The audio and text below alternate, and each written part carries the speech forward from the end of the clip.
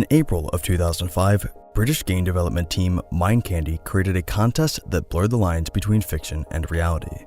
This contest revolved around the fictitious Perplex City, a utopian metropolis with hyper-advanced technology, mile-high skyscrapers, and an obsession with knowledge.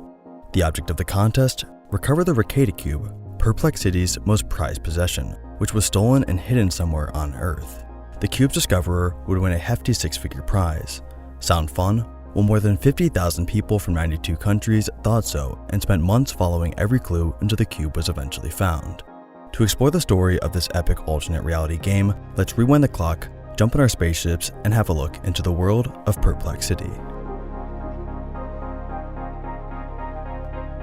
Perplex City is aptly named, as Perplexians value intellect above all else. Their culture revolves around the setting and solving of puzzles, and just as we have the Olympics or the Super Bowl on Earth, Perplex City has the Academy Games, a 21-day contest designed to test the skill and intelligence of contestants with mental competitions. In this society, it is the geeks and nerds who are the celebrities.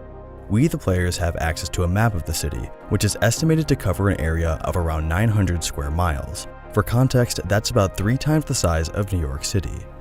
Notable areas of Perplex City include the Ascendancy Point, often referred to as just the Point, and Old Town, where the famed Perplex City Academy can be found, the most famous school within the city. Interestingly, the city does not have any neighbors, as they were obliterated in a great war during the 18th century. As of 1737 AD, Perplexians began a new calendar, with the first year after the war being deemed as year 1 AC. As you can tell, the creators of this game did not skimp on the detail, and these stats are just the tip of the iceberg.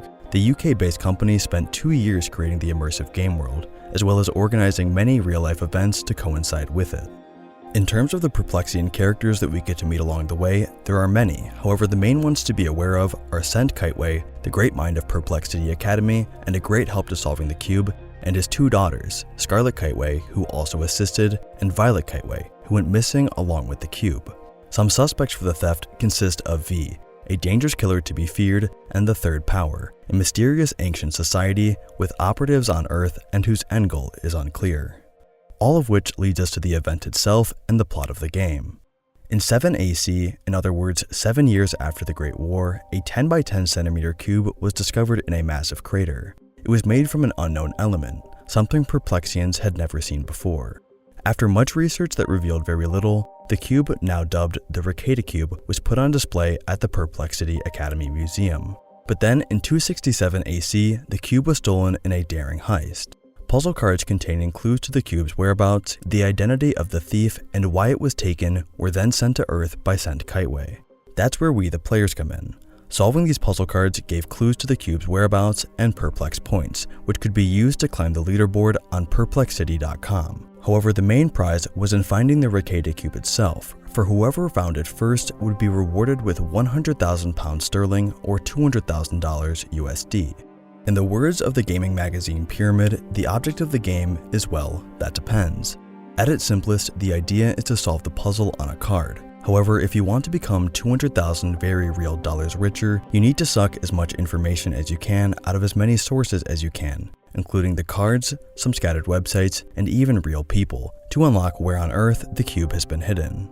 And so the race was on, though it should be said that there was actually a lot of teamwork and collaboration involved. Competition between rival groups was often more friendly than bitter. Over the course of the game, 256 puzzle cards in total were released, both online and in stores like GameStop for purchase. These puzzles were of varying difficulty and usefulness. Some led to dead ends, while others revealed valuable information about the cube's location. Over time, almost all of these puzzle cards were solved, but 3 cards in particular proved exceedingly difficult to conquer. The first was card number 238, titled Riemann. This one was a little unfair and caused some controversy, as it turned out that it actually wasn't solvable at all. In an email replied to one frustrated customer, Perplex City Customer Services wrote, "Playing Perplex City does not require you to solve every card. This particular card requires you to solve the Riemann hypothesis, which to date no one has succeeded in doing. However, someday this hypothesis may be solved, enabling you to enter the answer to the card." Going on to state that, "We hope that you don't stop playing Perplex City because of this, as part of the game is to showcase unsolved puzzles in the hopes that they may one day be solved." We are aware that this card has caused a lot of frustration and debate, and will bear this in mind when designing future cards. Card number 251, the 13th Labor, also stumped players for a long time. It presented them with a string of 352 characters encrypted with a cipher. It's estimated that it would have taken 30,000 computers running in tandem for several months to solve it. Attempts to crack the encryption became known as the Assault on 13th Labor.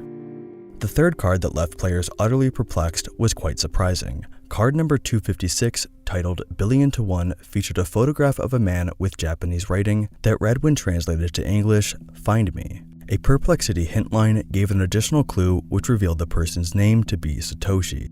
The puzzle was designed to test the 6 degrees of separation theory, the idea that all people on average are only 6 or fewer social connections away from each other. If true, it wouldn't be too hard to find Satoshi, at least in theory. But while players were quick to identify the location where the photograph was taken, the man himself proved to be elusive. Even a dedicated website called billionto1.org, TV coverage on ABC, and write-ups in The Guardian and the New York Times newspapers didn't help to track him down. Perhaps it was all a hoax, and Satoshi didn't even exist. Maybe the image was photoshopped, although that would be quite unlikely given the quality of the picture and the era in which it was released. Thankfully, the 3 impossible puzzles were not essential in locating the missing Recada Cube. Mindcandy later revealed that there was actually multiple different paths and methods that could have led players to the hidden relic. Alas, on February 2nd, 2007, it was Andy Darley from Middlesex in the UK who found it. Darley has since recounted in great detail and with picture evidence his journey to finding the cube on the website andthenhesaid.com. He gives much credit to other members of the community for narrowing down the search by solving and interpreting key clues. Yet, it was only he who was able to pinpoint the exact spot where the Recada Cube had been buried. The breakthrough that led Darley to find the cube was solving the amorphous blobs puzzle. On several different puzzle cards, seemingly random shapes were highlighted. When combined, these blobs formed the shape of a forest. This narrowed down the hunt to 2 locations, Fineshade Wood Forest and Wakerley Great Wood. Both forests were part of the Greater Rockingham Forest in the UK, but on different sides of the A43 highway. Rival players were hot on Darley's heels, but the misinterpretation of one clue in particular may have saved him. Most players focused on Fineshade Wood because it was home to a wildlife center focusing on a bird known as the red kite. Players related this information to the character from the game named Scarlet Kiteway. However, the game's designers later admitted that this was indeed just a coincidence that had accidentally led players to the wrong forest. Darley was able to see past this and focused on a clue that said to look for rare butterflies, which Wakerley Great Wood was well known for. Darley also had help from the Library of Babel, a center for information and clues created by Mindcandy to speed up the solving and finding of the cube. Within the library were photos of trees, a fence post, and a cube being buried in woodland soil. Meanwhile, clue number 30, called End of the Line, contained a mysterious passage that gave directions in a park. Contained within the clue were the lines, "A quadruped appeared before me, its middle leg held proudly forward. I turned my back to it and strode forward, but after only 20 amat, the light was upon me." Over the course of several days, Darley kept returning to Wakerley Great Wood to try and find this quadruped and locate the cube. Initially, people believed that the quadruped was likely to be some kind of animal statue with 4 legs. However, Darley announced that no one had guessed the correct answer, and that the quadruped actually ended up being a 4-legged fence post, with one leg standing tall and vertical while the other 3 supported it. Another line in clue number 30 stated, "Precious are the stones, my children, precious that which is dug from the earth," indicated that the cube would need to be dug up, and other lines alluded to the colored footpaths on the mapboard in the woods picnic area. "Precious are the rubies, the diamonds, the emeralds, and the topaz. I held fast to the amethysts." Holding fast to the amethysts meant following the purple-colored trail. Darley did just that until he found the previously mentioned quadruped/fence post. After turning his back to the path and pacing out 10 or so meters, he dug down, and within 6 inches, his shovel had made contact with a metallic object. A note buried along with the cube actually showed that it was Violet Kiteway, Sent's eldest daughter, who had stolen it. She was attempting to hide it from the Third Power, which had plans to use it for devious acts. However, upon touching the cube, she was instantly teleported to Earth, where she then buried it. The clue path that Darley took to find the cube was only one of many that could have landed him there, Mindcandy has stated that there was actually many different paths to solving the riddle, and Darley's path just happened to be one. While Perplex City was solved all the way back in 2007, the unsolved mystery cards started to gain more popularity, and efforts to solve them skyrocketed even after the game had ended. Perplex City user Paraboloid13 was confirmed to have cracked the 13th labor, the string of 352 encrypted characters, in February of 2010. Their solution was verified as correct, but Paraboloid13 declined to share the actual answer or the method in which they used to solve the puzzle, so there's still some sort of mystery behind it. Remarkably, in December of 2020, 14 years after the hunt for Satoshi began, he was finally found. After the search had gone cold in the years following Darley's cube find, interest was renewed when Asher Isbrooker made a podcast about the project in 2018. In the podcast, he interviewed the co-founder of Mindcandy, Adrian Hanen, and Laura Hall, the creator of the website billionto1.org. Then, in February of 2020, YouTube channel Inside a Mind made a video about the search for Satoshi, prompting renewed efforts to find him that included a Discord and a revival of the Reddit board r/findsatoshi. 10 months later, Reddit user Tomei used facial recognition software and found a photo of a man that was uploaded to the internet in 2018 that bared striking resemblance to Satoshi. More searching found more pictures, and there was a clear match, right down to his freckles. The Japanese man's email address was found on a company website, so then Laura, the same Billion-to-One website creator, constructed an email in both Japanese and English and hit send.